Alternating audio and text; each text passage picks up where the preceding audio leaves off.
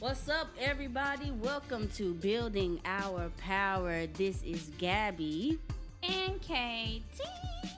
And we are back with another episode with a long-time podcast and just regular friend, Haven. We got Haven back on the show. Well, hello guys. Hello everyone. Thank you. It's been like a good probably 2 years since the last time. Yeah. Maybe even longer since the last time I've been able to talk to y'all. So, hi. For those who don't know, I am Haven, a professional derelict and deviant, but for right now, a podcaster that you guys can check out. It's called Where It Counts Pod. I'm on YouTube, SoundCloud, all that stuff. And also, you can find me on Twitter yelling at people. Oh, yeah. My Twitter handle is Haven the Haitian on there. Definitely hit her up. I'm so sorry. We're gonna plug Haven. ourselves. KT, you can find her on Twitter and Instagram at KT_does_art. Gabby at Gabbeats Music. And all of our social medias have changed to at Building Our PWR. Wherever you can find a podcast, hit us up, Building Our Power. All right, so there has been some drama, obviously. In today's world, we are basically seeing some really crazy stuff going on, especially surrounding white supremacists. Just a normal day in America, basically. But there was something, Haven, that you posted on Twitter. And so I'd like to read a little bit of it and then kind of like, I guess, hear you guys' actual thoughts on it in real time, so to speak. Basically, Haven posted a video of white supremacists 20 hours ago, basically saying fuck Antifa over and over and over.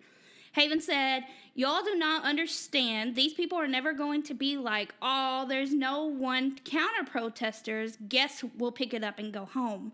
So Gabby replied and basically said, it's not worth going out there and fighting with them. Everybody should just stay inside and let them spread COVID to each other until they get tired. So I guess where I kind of want to take this conversation, or what I would like to say in regards to this conversation, is that it seems as if, Haven, you're kind of pushing towards maybe we would allow people, or maybe we should go out there, DC community and things like that. We should go out there and like go against these people. And Gabby is on the flip side of that saying like, no, we should not be sacrificing ourselves for these white supremacists. So my first question to you both is, what's your stance on this? Starting with my stance, I've been advocating for the past probably 2 years now for activists to go out and meet these people in the streets. Because I've been following their movement pretty heavily ever since early 2019. That's when I first got into it and started following people like Robert Evans and Socialist Dog Mom on Twitter. These are major figures who have been on the ground and have been protesting against these people. And because of me following them, I've made good friends in the Antifa movement. And one thing that I've noticed and have heard from them is that this entire time that this has been building up, everyone's always said, stay at home. When they go out, let them, have their riots and their protests, but everybody stay at home. And the problem with that is that it only has allowed these people to escalate. So last night was, I feel like, well, in light of everything that's happening right now, last night I feel was one of the last windows opportunities for communities to come out and meet these people head on and nip it in the bud early. Because what we've seen in other cities is that when there is a large front that meets them, they're not necessarily ready to deal with confrontation. A lot of them don't come out, like, even when you watch what they were doing last night, they were woefully unprepared for Right. police tactics and how the police were maneuvering the crowd certain ways. They were literally walking into police traps. Like, these are things that they're just not prepared for. And when they're able to just roam free, when the police aren't trying to do anything or anything like that, what they end up doing is attacking random people when there's nobody out there, or if there's a small group of Antifa people out there. So you'll see new stories about how there'll be 8 or 9 of them stomping on one person. That person could be an activist who's actually out there trying to stop them, or it could just be somebody who just got off of their night shift and they're walking home. These people don't care. So my stance has been, we need, as a community, in all of our communities, we need to stand up and meet these people and expel them, because what we've seen is that if we don't, then they get emboldened, they get violent, and then when the police get involved, finally, most of the time they're protecting these people. Definitely. So, what about you, Gabby? I mean, what's your stance, and where do you really, what do you feel in regards to this? I say personally, in normal circumstances, I'll be all for it. You know, we had the Ku Klux Klan and the who were they? The Was it the Daughters or Sons of the Confederacy? Some of the people, they always posting up in Memphis, and whenever they're posting up for something, there's always counter protesters, and I say that's a good thing. You know, everybody has the right to protest. We have the right to make sure you're not finna do nothing crazy. Same thing when they were over there during the George Floyd protests, and they was over there trying to cause some ruckus, and people came over there, you know, to make sure they weren't starting nothing crazy. In normal circumstances, I'd say that's something good. This circumstance is different to me in the fact that, first of all, like I said, the biggest threat to us right now is coronavirus, in my opinion. And especially, it depends on who we're telling to go out there. If we're saying all the the young white leftists need to go out there or whatever, I still don't think it's safe, but whatever. But if we're saying that black and brown people need to go out there and risk catching COVID in order to I guess do some type of political presentation or something, or try to stop that big mob of people, I don't think it's worth it in this time. This isn't specifically, we know it's rooted in white supremacy, but they're really mad at the government because they think that Trump's supposed to win the election. This isn't like they're coming specifically to hound all the black people. But I do think in that instance, if there are some people who want to come, as I said, armed and kind of, you know, in a safe place to just make sure they're not harassing black and brown people or just innocent people, that's cool. But as far as people going down there in droves to just stand, we know they want to fight. That's what they looking for. They looking for somebody to fight with. They looking for somebody to get in their face and to spit on and cough on. I don't think in this instance it's the right time or the best time to try to organize around it. My basic thought behind this is that, like you said, Gabby, part of it's that I don't think it is. I don't think it's the responsibility of black and brown people to go out there and have to defend the United States in the instance that they've basically, you know, shit on people all this time. Like, the United States has basically shit on black and brown people from the beginning. We all know this, right? So I don't think that we should be taking black and brown community in D.C. and putting them out there and being like, oh, well, you guys should be defending the U.S. You should be defending so and so and so. I don't think we should be doing that. Not only is there COVID, but this is COVID during the time where we don't have Medicare for all. Not only do we not have Medicare for all, but people are freaking struggling, and they still have to go to work. We are still living in a capitalistic society where people still have to go to work, right? So I definitely don't think that we should just be throwing black and brown people out there. On the flip side of that, I do see what Haven is saying in the sense that absolutely. If these people are attacking random citizens, they need to go. They need to get up and they need to go.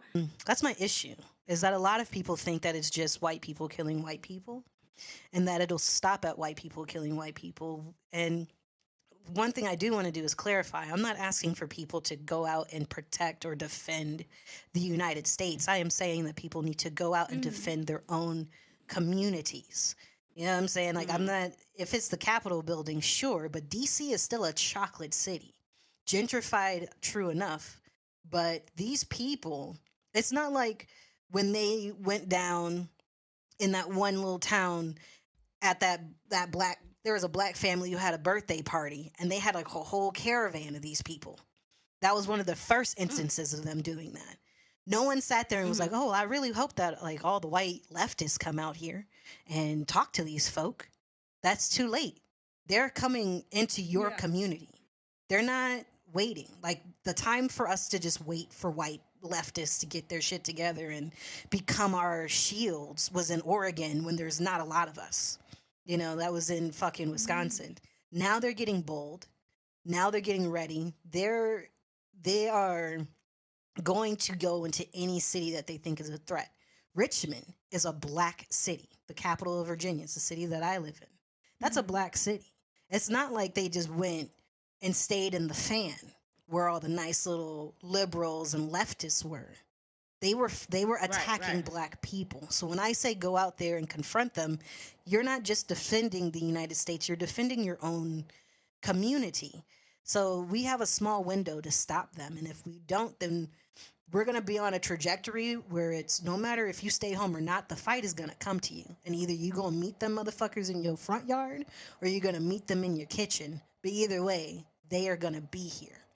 Right. So basically, what you're saying is that it's more serious than how the media and even us are really taking it, and we essentially just need to take it more serious than what we really are. Like, it's hilarious, it's funny, but at the same time, like, there is something behind this that can essentially harm us. What I'm seeing is we've been having these test runs where everybody's trying to test everyone's heart to see how much they're in it and how much they're willing to go, like if they're really willing to bleed. And eventually all those people are going to start disappearing, and all you're going to have left are the people who are really about this shit. And you have groups like the Boogaloo movement, you have groups like the Proud Boys who are trying to make a stake in the fact that they have people who are definitely willing and ready to do these things.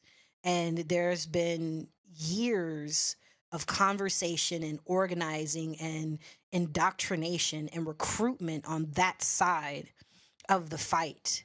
And they are talking about attacking people. They are planning how to attack neighborhoods. And even when you decide that you guys are safe to go outside and do your peaceful protests, they are talking about how they're going to infiltrate those peaceful protests to do harm.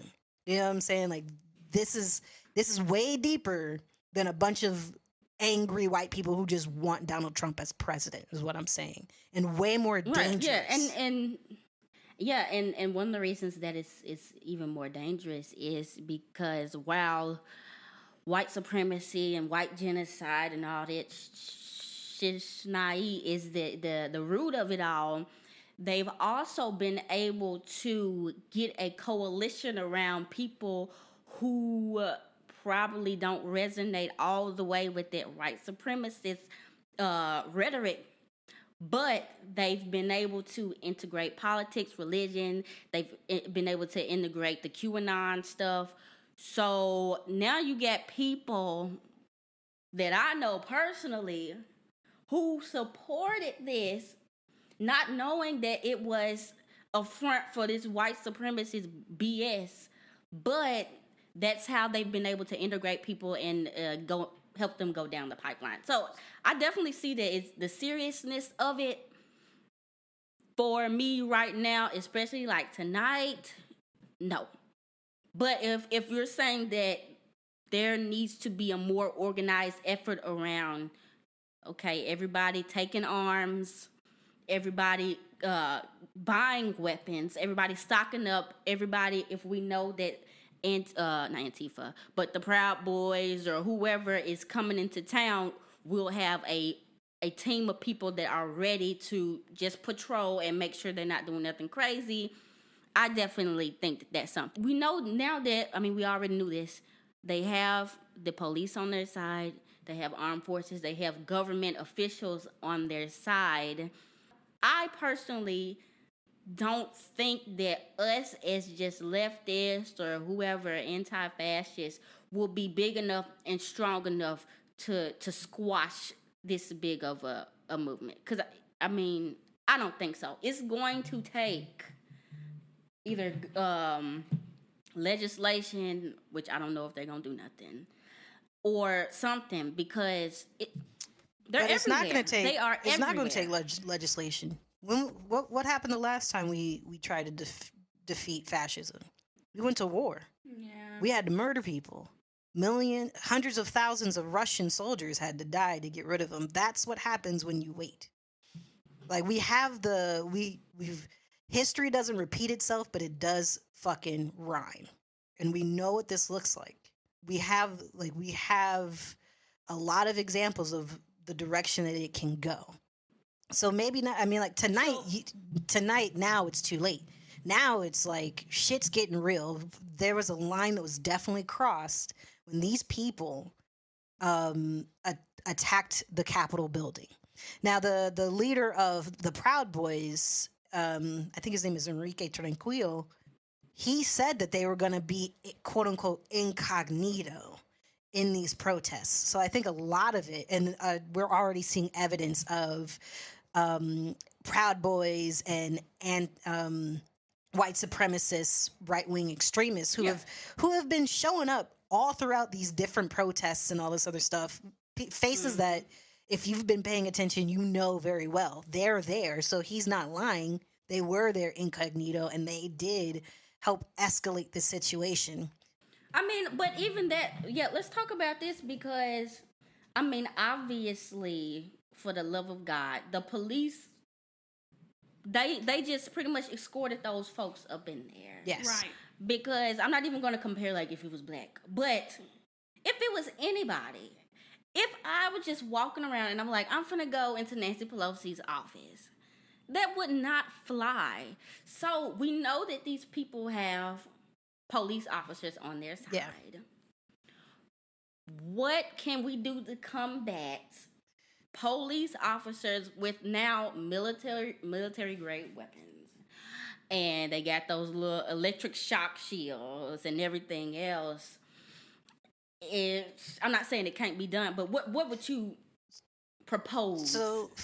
Because now we're fighting against the white supremacists. I mean, we're back into the 1930s. Right. This is back 1930s, 1940s type. Well, first I would like to clear things up, because all of this stuff is happening as we're talking.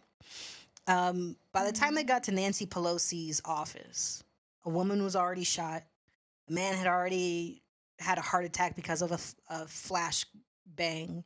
You know, they had already stormed. Like, a lot of things were already happening. The original sin of the police was them opening up that gate to let them in. Right. And how I'm seeing it, and maybe I'm just in a mood to be gracious, but I think that the police, because of their relationship and their close relationship with these people, and those people always backing the blue, they think that they're safe. You know, they think, oh, well, you're not going to be like those BLM bastards. You're going to listen to me, so I can do this. No. I think we just saw them. We saw them pushing, shoving, hitting the black. But we also saw them shoot one of them. So you have to reconcile those two facts. You have to reconcile that. It can't be. Yeah, they shot one. Yeah, person. And they shot indiscriminately between through the door. So it's like they think that they are woefully underestimating this movement and this group, and they think that they are on their side. So it's like, sure, they can allow for all kinds of crazy fuck shit because they think that these are their friends. But even the police don't really understand what this movement is calling for and what this movement is Right. going to push towards. They think that they can handle it. It's the same thing with all of these right-wing grifters and the Republican politicians who, like Louis Gohmert, who just yesterday was talking about, oh, we need violence in the street. Everybody's talking bullshit.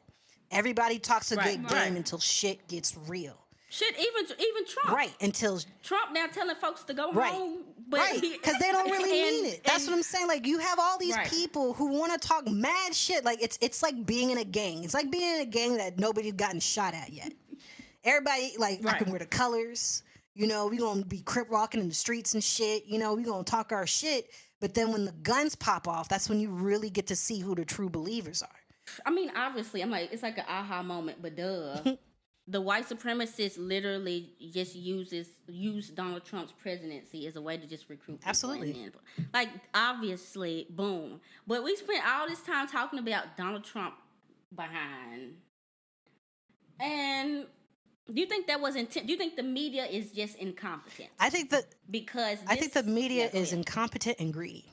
Again, this is just like they are cut from the same cloth as an Alex Jones. They saw money. They saw, oh, well, you know, this is ratings and all. They don't think that there are people who are seriously about this fucking life. And in coupled with that is the indoctrination of white supremacy, where we just can't, like, the media just cannot wrap their mind around white men and women wanting to do harm to people on purpose. It always got to be some fucking checkered past, or he went through a divorce, or he has mental issues. And it's like, no, you know, the media is not grappling with what they're playing with. They don't know the monster. They think they playing with a kitten when they really got a fucking tiger on their hands. They said that it has now essentially, the Capitol is now secure, apparently. I don't know how true that is, but that's just what I'm seeing on Twitter and what's in the news that's happening on the news and stuff.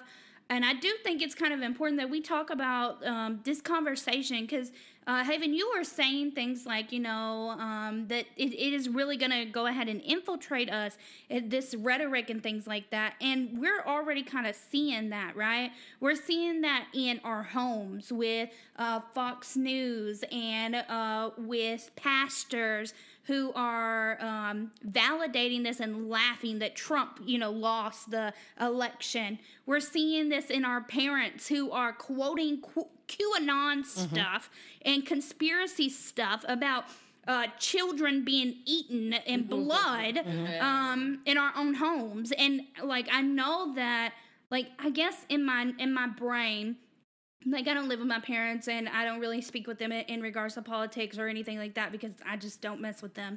But I guess for my own self, I just look at it and it's just like, it's sad. It's depressing to see something like this happening in my friends' parents, and some of my partner's parents, and just see that they are really, you know, taking this rhetoric in their own form through Christianity and through their own religious views. And I guess I'm just kind of curious from you guys' perspective, like, yes, it may not be right there in your face, hey, I hate black people, or hey, I am a white supremacist. But are you also seeing that same rhetoric in your homes where you're seeing people that you loved or that you had cared for before who were taking those same talking points from people like Fox News or Newsmax and stuff like that? And what are you doing yourself to kind of combat that? And you can go first, Gabby, if you want. Okay, I was gonna make a point about something, but I guess we'll talk about this. Yes, absolutely, for sure. And like I said, it's we talk about the PewDiePie pipeline on YouTube for, like, the young gamers or whatever, but there's definitely an evangelical pipeline at this point where folks start out just being regular conservative evangelicals, and then it just slowly, like, as this year just continued to go, it started to become, the COVID, the mask thing, They're trying to make it like communist Russia, not communist Russia, communist China. And then from the mask thing, we get just on and on to the election is being stolen, to everybody's a pedophile, to these people are eating babies, to the communist Chinese people are in America right now, adjusting election polls and about to come and take everybody's house. So this has been interesting. This is going to be an interesting section in the history books because this is the quickest that I have seen. Just a radicalization of such a huge amount of people in like the course of less than a year. But absolutely, my dad. I've been talking about him forever. Sean Hannity, Rush Limbaugh, they're his guys, and eventually he isn't all the way down the QAnon train, but he's definitely about 3/4 of the way there. My mom is all the way in that joint, like literally. She wanted to go to the doggone Capitol, and that's how I knew that the Capitol thing was happening. She was talking about this like 3 weeks ago. So yeah, it's at this point, all I can do is I fight and I debate when I can, but ultimately it's just gonna have to run its course. Because it's gotten so deep into these folks' head, and they combine it with religion, and they combine it with fear, and they combine it with xenophobia, to the point where they folks can't even think critically anymore. It's like it's impaired part of their brains. So it's all we can do is just kind of educate people as we can. I'm trying to figure out how to put an ad block on the phones and block Fox News from the TVs. But hey, that's where I'm at. If I digress, you can go as far back as Rush Limbaugh and Mike or Cernovich and all of them. They were priming these people to see things in a certain way, and at the time, it was for monetary gain. They would prime them to do this so that they can like sell them some bullshit fucking protein or whatever the fuck. So you had that, but now you have Facebook, which is a very strong radicalizing tool. And what I'm seeing is that how Facebook has been used abroad is also infecting how it's being used at home.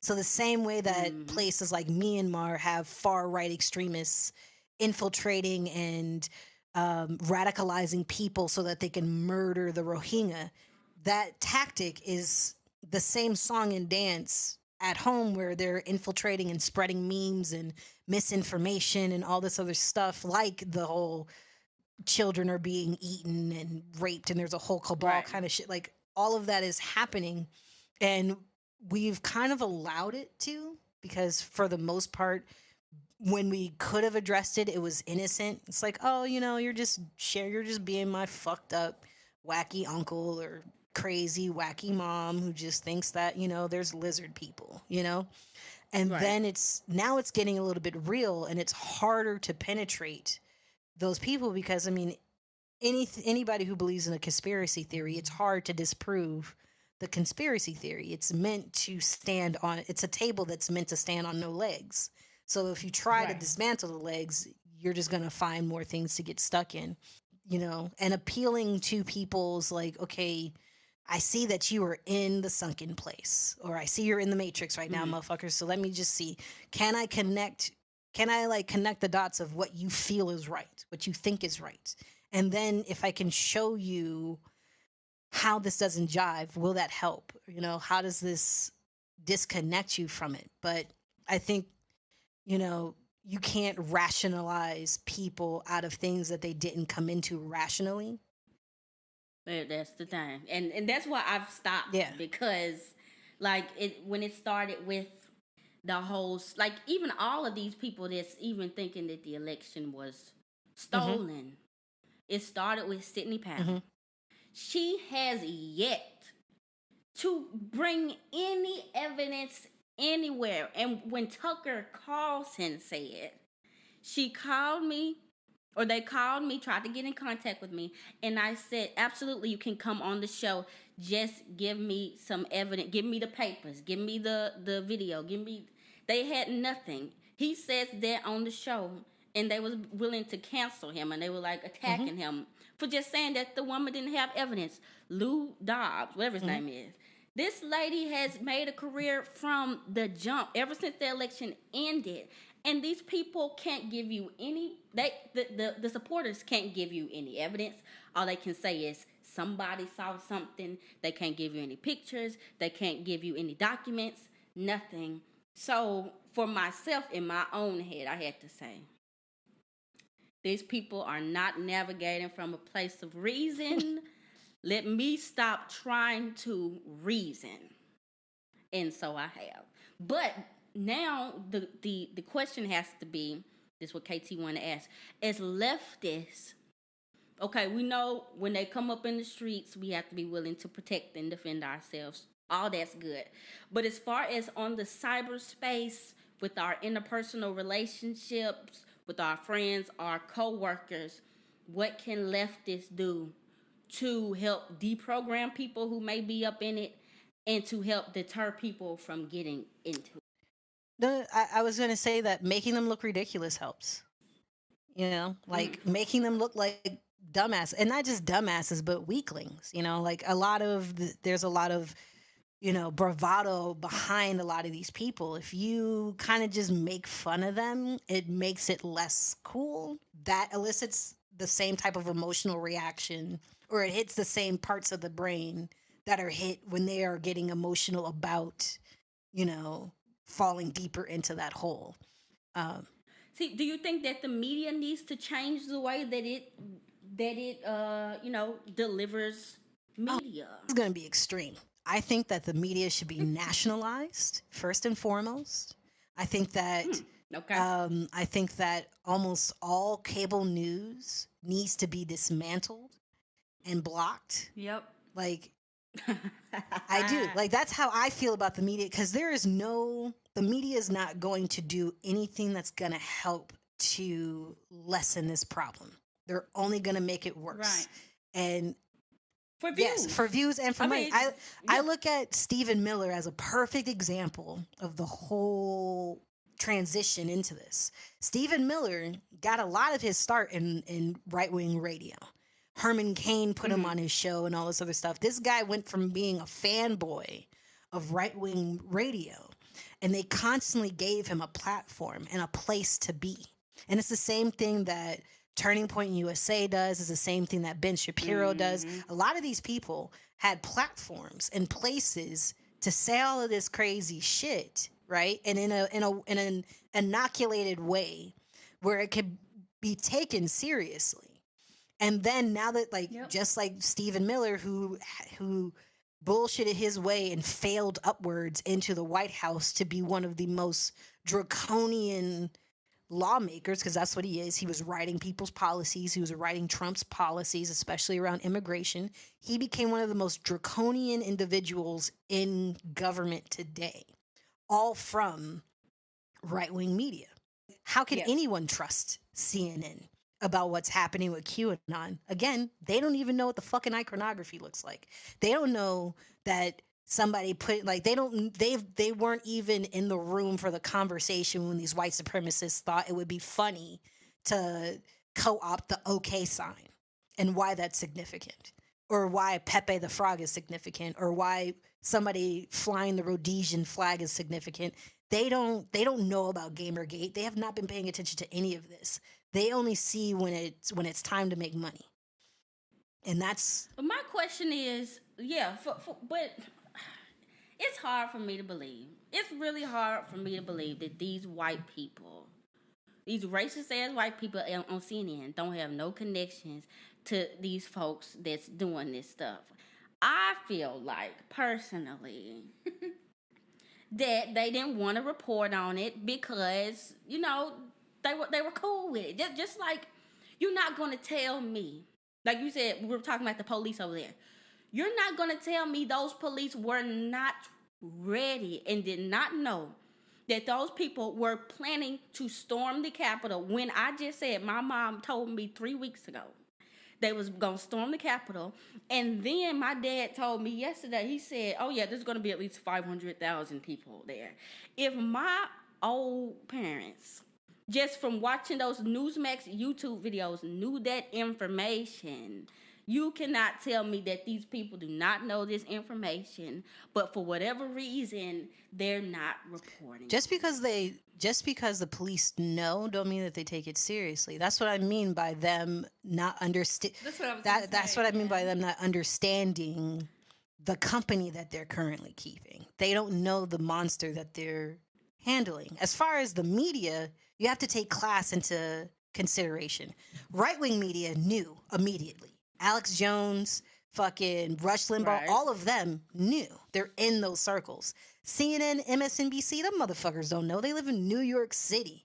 They have I guarantee the only time they ever see a MAGA motherfucker is on YouTube because somebody else is on the ground. They don't know. They're poor, plebeian white people. They're white trash. They don't venture into these conversations. They don't even want to be around these people. As close as they wanted to get was Richard Spencer, and he had to learn how to wear a suit and get a haircut in order to get to that point. So it's like there's a element of classism that comes into that, where it's like, you know, for one, they don't want to associate with these fucking poor whites. They're disgusting to them. And they also don't take those poor whites seriously because they're white people. And how bad can white people really be? That's what I'm thinking is going down to. Right. Because if it was... Now I'm going to the if it was the blacks. If it was the blacks who said, we're going to storm the Capitol tomorrow, and they were getting thousands and tens of thousands of views on YouTube, you not telling me that day the mayor, whoever, wouldn't have the National Guard. When we were in Memphis, all we did was, what did we do? What? When all those National Guards showed up in Memphis that time. All we were doing was basically walking. We literally just walked around the FedEx Forum, walked around Bill Street. It was a lot of people, but they had vans full of National Guards. You would have thought we were getting ready to storm the Mississippi River. You would have thought we had guns and bombs and everything else. So you're saying, my point is, you're saying they don't take it seriously. I'm saying they're complacent. But those two things aren't mutually exclusive. They can be complacent, sure, but also this is the name of and this is something that I'm starting to try to combat in leftist spaces. Is this, like, people do make this comparison of if it were black, and it's like, we get it. The hypocrisy is there. Right. The thing is that the fact of the matter is that you are, if you were a regular black person that was saying, it's the rhetoric. It's who you're trying to free. It's who you're trying to liberate. It's who you're trying to protect. Right. That's what matters. Mm-hmm. And anytime you go up against the state, they're automatically going to be worse to you. We had this example several years ago during the Obama administration when it came to the Bundys taking over that federal land as opposed to the DAPL protesters. That shit happened in the same year. We know that they are going to be complacent when it comes to people who are for authoritarianism, because at some point they know they're all in the same, they're cut from the same cloth. The disagreement amongst them is severity. It's a disagreement among degree. You know what I'm saying? But if you're a leftist, and I mean not like a liberal leftist, not like one of the leftists that thinks that they can fix things within the system, but a true leftist that is trying to attack and address material conditions directly, we have historical proof that they will always crack down on you more. Like they bombed the MOVE organization in Philly. Yep. Okay, like this is so I feel like leftists of this generation have forgotten. They think that they're on a fair playing field, and it's kind of like this thing where it's like, I get that you're mad that your evil stepsisters get to do whatever the fuck they want, but you are Cinderella. Like, that's the fact of the matter. You were always Cinderella. Now, either you can fucking handle this, like, instead of being in denial of the fact that you get a shitty end of the stick, you need to actually address it and like act accordingly. You know what I'm saying? Che Guevara was not sitting here like, oh man, those fucking Batista guys, in Cuba, they get to do whatever the fuck they want, but here we are trying to, like, no, they never did that. It was like, oh, okay. Okay, Right. you want to use the military, like, I can't protest in the street, I can't come to you in the city, then we're going to start moving this shit into the jungle and make you come to me. You know what I'm saying? Like, I'm tired of fucking protesting and fighting and begging for AOC or Chuck Schumer or any of these motherfuckers in DC to do something. And if I know that the kid that lives down the street from me can't go to school because the city refuses to send a bus, I'm going to see how I can do a bus pool. I'm going to see how I can change the material conditions. And I guarantee you can get their attention a lot faster doing that, because you're removing the need for government. You're removing the carrot that they use to get everybody to fall in line. That's the thing, and that's one of the the intimidations of the Black Panther Party. I'm almost finished. The Black Panther Party and like the movement organizations and stuff like that. They were about doing things on your own, self determination. Right. We don't need the government necessarily, and that's an interesting point, and that's something we need to think about as well, because we still think that we can. Well, if we just get some good people on the local level, we can make some changes. Yeah. But we've seen it's not going to work. It's still very much individualistic as opposed to community based, and putting one person into Congress or putting this squad into Congress, it doesn't help. What's up, everybody? This is Gabby. This was part 1 of our conversation with Haven. Part 2 will be out next week. We'll be discussing misogyny in leftist spaces, misogyny in the Black Panther Party, and all that stuff. And but I thank you for listening to this episode. Make sure you hit us up on our social media at Building Our PWR, KT at KT_does_art, and Gabby at Gabby's Music. Hit up Haven on her Twitter at Haven the Haitian, and her podcast at Where It Counts. Thank you guys again. Make sure you share this episode, and we're out.